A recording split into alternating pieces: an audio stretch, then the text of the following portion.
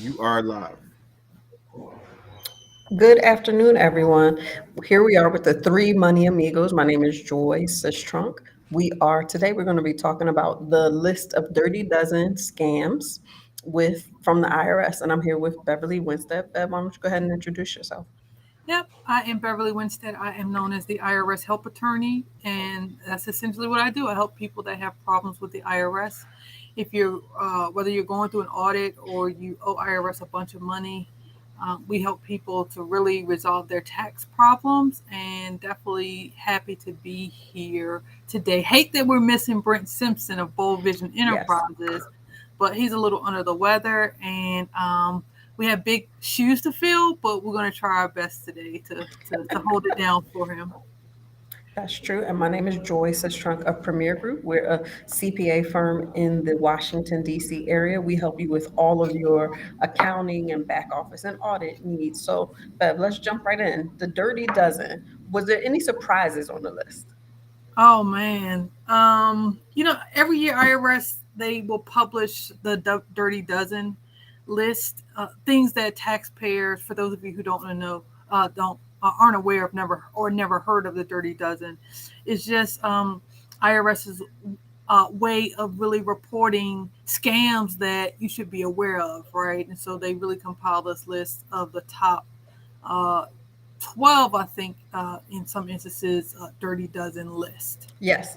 So to Yeah. answer your question, were there any surprises? Okay. I think for me, I was surprised that this Surprises pandemic like related stuff people relief. didn't know. Yeah, I think because we've been in this pandemic for I think 2 years, right?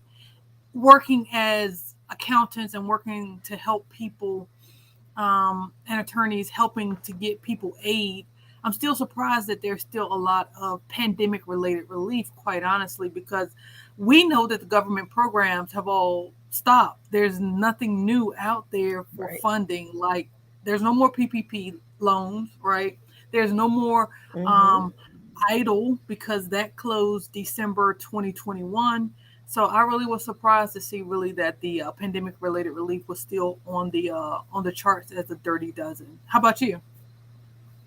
I think the big one for me was the fake charities because I was thinking that at this point, I guess one, you hate to see that people are scamming charities and acting like they're a charity or not, but then that also that people aren't necessarily doing their due diligence to check it before they're giving money to a charity. And so then when they go to deduct it, it's not really deductible because that thing was never a charity in the first place. So that one kind of surprised me. Yeah, I saw that a lot even before the pandemic. Okay. I saw a lot of charity related fraud. So let me just go through some of the items on the list so Okay. people can also be aware before we talk about, even though we talked about what the things were that surprised us. So one of the things, and IRS, let me say this, they only put out a few. They're going to continue to update this Dirty Dozen list. But last week, they actually issued a press release, and there were a couple of things on the Dirty Dozen for this week.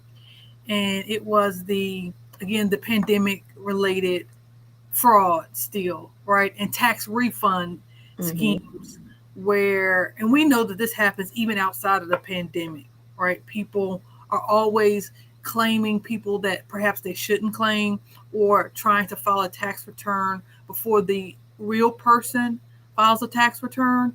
And so IRS Mm-hmm. is saying, look, there's still a lot of tax refund fraud in the system. So that was one thing. The other thing that was on the list was unemployment related fraud. So that was a surprise to me that people are still filing unemployment claims and trying to get unemployment assistance. Right. And these 1099 Gs are being generated. And in a lot of instances, even when you call to try to get it straight with whatever the unemployment agency is, insurance agency is, they still are having trouble, straightening out these 1099Gs. So we had a few clients I know in my practice, because we do file some tax returns, that we have to wait, continue to wait still for the Department of Labor and Licensing and Regulation to reissue updated 1099-G because of the fraud in the system, right? I don't know if you had that experience. Did No, you? we actually experienced it personally at our firm where someone actually tried to file unemployment claims for myself and a couple of our employees. So it really ran it runs the gamut. It runs rampant. And so we had to actually pull our own transcripts to make sure that they didn't actually get the money and that we didn't have a form floating out there that we had to get corrected. So no, it's definitely a big issue. Yeah. Do you know how scam? I mean, do you have any idea of how people are able to actually do that? I know there's dark your numbers. Mostly everybody's numbers probably already on the dark web. So what our theory is that because there was so much fraud, I actually think that the state systems were hacked at some point, and because we file unemployment, because it was weird, because it was three or four people who worked for the same company. We don't all do the same thing, so it had to be when we were gathering our data. So it was either them. But and most of the time, I don't think it was the payroll company. I'm leaning more towards the state because, as we know, at one point Baltimore was held captive because of, a hacker. So it's Ransomware, yeah. yeah, ransomware. So it's believable that the state was also hacked and just never said anything because that's what happens now. Or they don't. Sometimes they don't even realize it. But I think as the unemployment claims started coming in, they were so massive. I think they realized there are definitely some vulnerabilities in their system. Yeah. So another item that IRS had on the list was fake employment offers being posted on social media, right? And so that was interesting to me Yeah, because I think it was interesting to me for two reasons. It was interesting because apparently there's still a huge need for labor it is. in this market, you know, um, but it also is showing that people aren't really working either, right? That's true. Because it's still they say it's a need for labor, but there are a lot of people that just aren't really working right now. So I'm assuming that whatever the fake offers are that are being posted on social media really have probably inflated salaries, things that will allow people to gather your social security number. Or, Exactly, and fill out the forms. That's what they want. They want your date of birth, they want your social security number, your full name, your maiden name, all the stuff that you would put in on employment information. So you do want to check the company out to make sure that if the person's using a Gmail account, to me, and they're offering you employment, 9 out of 10, it's probably not necessarily legitimate. And or one of the good things that you can do now is if that person works for the company, you can call the company, hang up and call them back. Don't just give them information because you got an email about it. Because I think we often fall into like, oh, let me just fill this out. But nowadays, at first, I really, really hated two-factor authentication, but I've come to appreciate it because it's so much going on that it's just, you almost want to be protected every way you can. right, right. It's funny because one of the things that drives me crazy is sometimes I'll go onto LinkedIn or I'll go even onto Facebook, right? And I'll Mhm. see people that have said that they worked at my law firm, padding their resume, Wow. right? They have never worked at my law firm. Mhm. So you always want what they say. Abe Lincoln said, "Trust but verify," Trust right? but verify. Because it's a lot of people that just are not really honest, right? Mhm. And so They you lack definitely got to integrity. be careful, protect yourself out there in the social media streets, as we say. Definitely, definitely. All right, and then one of the things that they also posted, IRS posted, had to do, and Joy just mentioned this, the fake charities that steal your money. Mhm.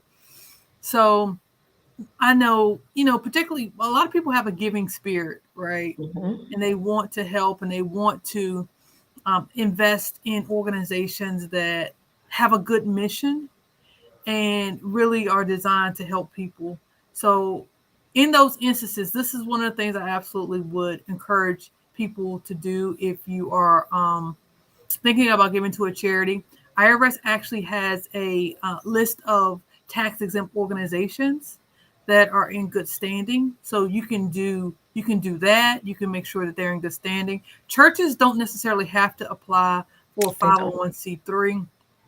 So you would be okay if you gave to a church, but make sure, I would say this, for the most part, but even with the church, the churches that we work with, we encourage them to get their 501c3 because it just helps give added assurance to people that their donations are going to be tax deductible.